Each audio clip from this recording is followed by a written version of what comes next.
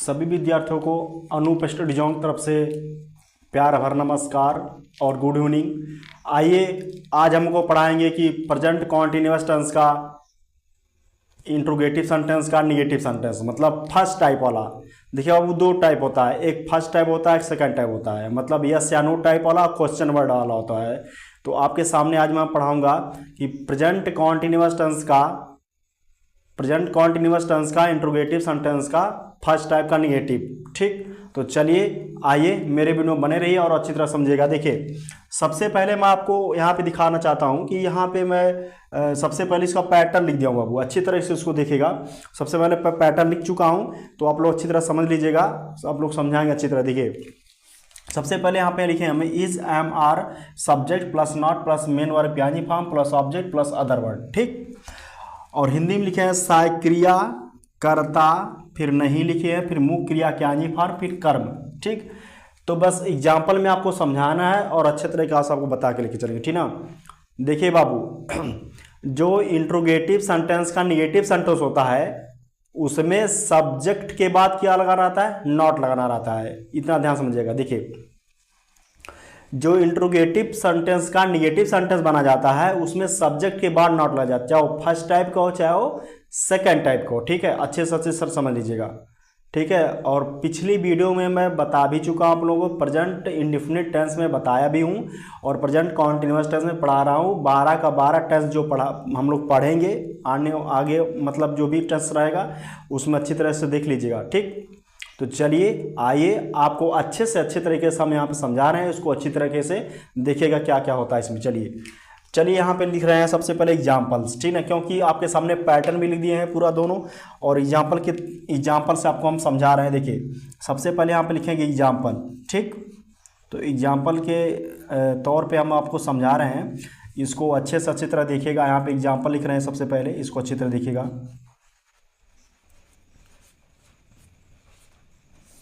देखिए, यहाँ लिख दिया उदाहरण, जब मतलब क्या होता है बाबू, उदाहरण।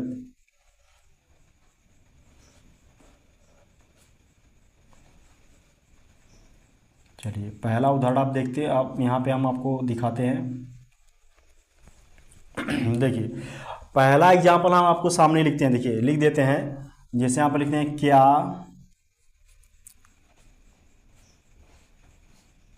वह बाग में नहीं टहल रहा है। क्या वह बाग में नहीं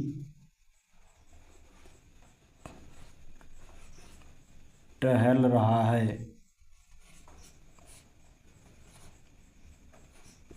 क्या वह बाग में नहीं टहल रहा है, लास्ट में क्वेश्चन मार्क लग जाएगा, ध्यान दीजिएगा इसको। ठीक, चलिए अब इसको समझते हैं।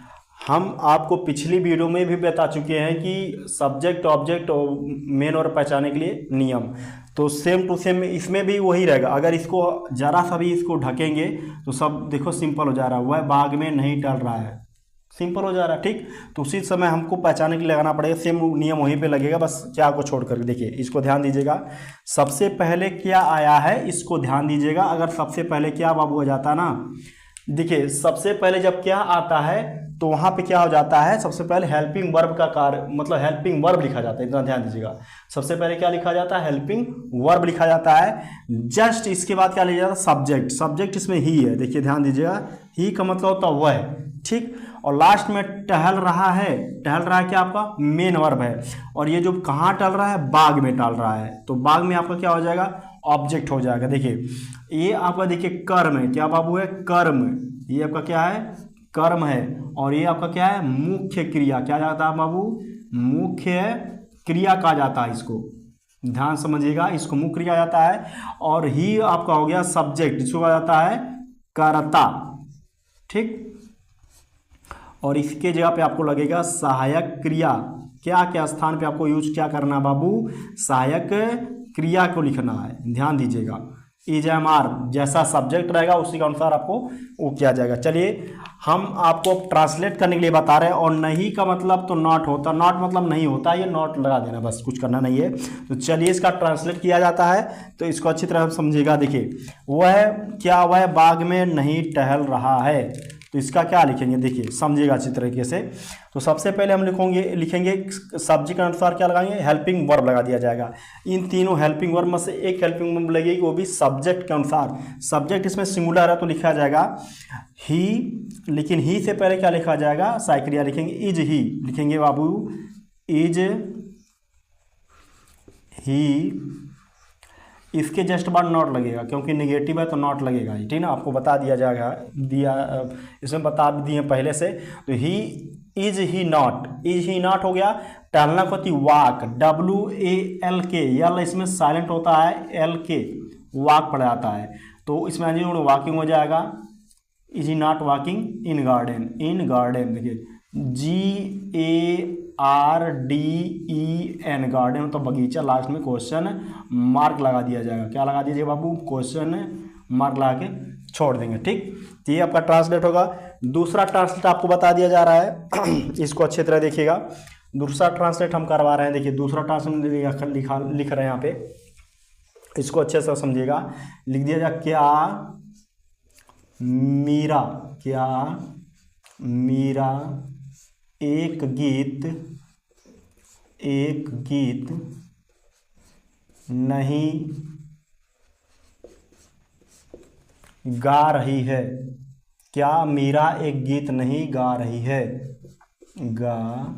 है, लीजिए बाबू। अब इसका ट्रांसलेट करेंगे, यहाँ पे लास्ट में क्वेश्चन मार्क लगा दिया जाएगा। एकदम सेम टू सेम वही प्रोसेस है, ध्यान दीजिएगा। सबसे पहले हम क्या बोले थे, ये क्या शब्द आ जाता है, जब क्या शब्द आता है तो सबसे पहले क्या लगाता है, हेल्पिंग वर्ब। ये जो मीरा है ये आपका सब्जेक्ट हो जाएगा, और लास्ट में गा रही है क्या हो जाता है बाबू, मेन वर्ब हो जाता है। और मेन वर्ब से पहले आता है आपका गीत, एक गीत मतलब एक गाना, जो भी कह दीजिए इसको, तो उसी हिसाब से लिखा जाएगा। तो ये आपका सब्जेक्ट ऑब्जेक्ट हो गया, और यहाँ बता उसी तरह यहाँ भी रहेगा। चलिए इसका ट्रांसलेट करते हैं अच्छे से, पूरा बेहतरीन तरीके से आप लोग देखिएगा। यहाँ पे हम लोग ट्रांसलेट करेंगे, तो ट्रांसलेट में यही लिखा जाएगा। सबसे पहले लिखा जाएगा सी कर रहे हैं, सबसे पहले लिखा जाए हेल्पिंग वर्ब, मीरा इसे, तो यहाँ पे लिखा इज लिखा जाए, तब भी क्या लिखा जाएगा, इज सिंगुलर है, इज लिखेंगे, इज मीरा, क्या लिखा जाएगा, इज मीरा, ठीक। इज मीरा हो गया। फिर लिखा जाएगा नॉट, NOT नॉट हो गया, is Meera not sing, SING sing मतलब गीत, वही तो सिंगिंग हो जाएगा, SING सिंगिंग, ए सॉन्ग हो जाएगा, a song, SONG song, last में क्वेश्चन मार्क लग गया। देखिए आपका ये भी कंप्लीट हो गया, is Meera not singing a song, ये पे आपका खत्म हो गया। चलते तीसरे एग्जाम्पल में, अच्छे से अच्छी तरह समझा रहे हैं, इसको समझ लीजिएगा। चलते हैं तीसरे एग्जाम्पल में लिख रहे हैं, तीसरा एग्जाम्पल आप भी अच्छी तरह आप लोग देखिएगा। इसमें तीसरा एग्जाम्पल हम दे रहे हैं आपको, जैसे लिखते हैं क्या वे तालाब में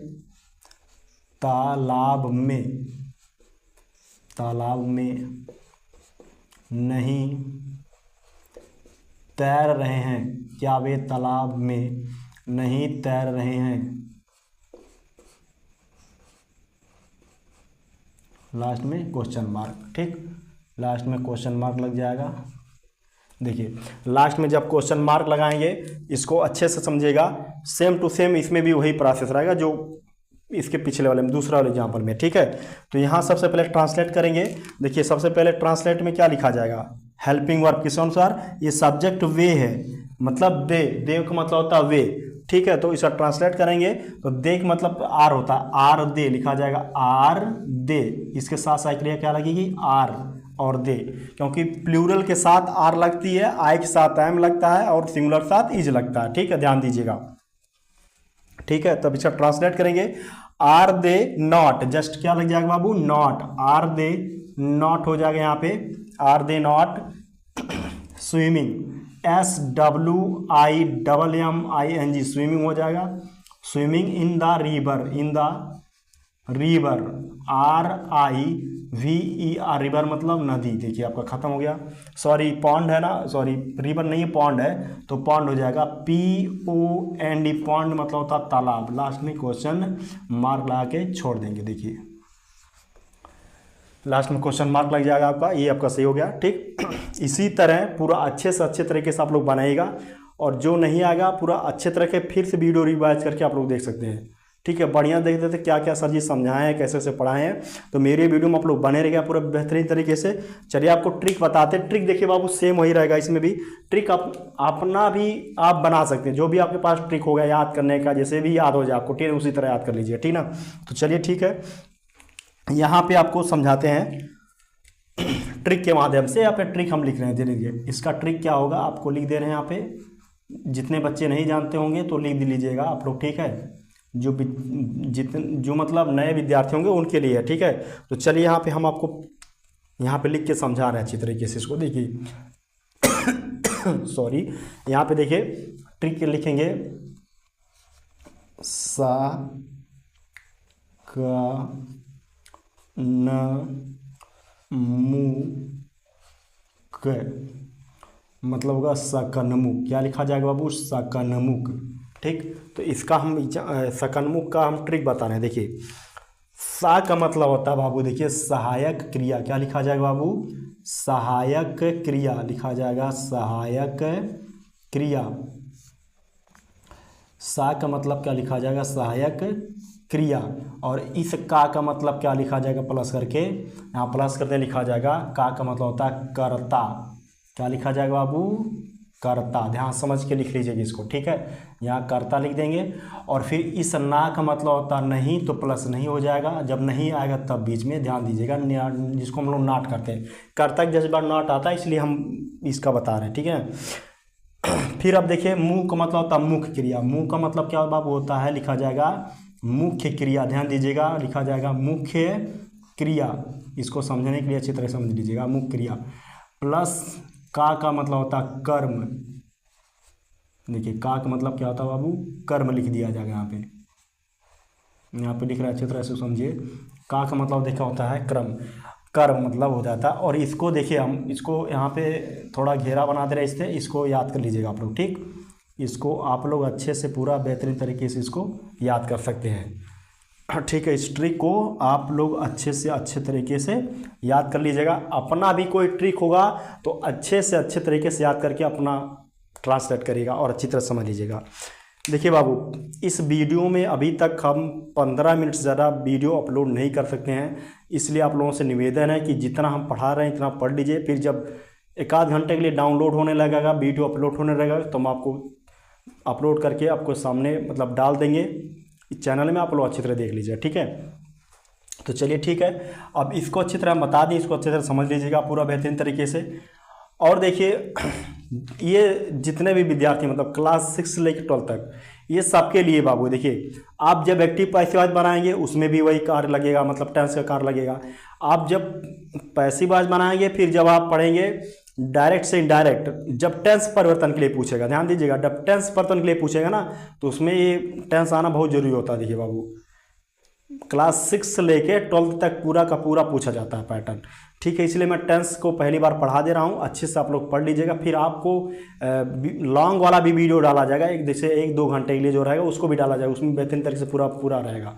चलिए ठीक है, तो इस वीडियो को अच्छे तरह देख करके इसको नोट कर लीजिएगा, नोट करके बना लीजिएगा, ठीक है। चलिए, मुझे लग रहा है कि आप लोग अच्छी तरह समझ आ गया होगा, इसलिए इस वीडियो को देखने के लिए आप लोग प्रेम पूर्वक धन्यवाद। मिलते हैं नेक्स्ट वीडियो में। जय हिंद।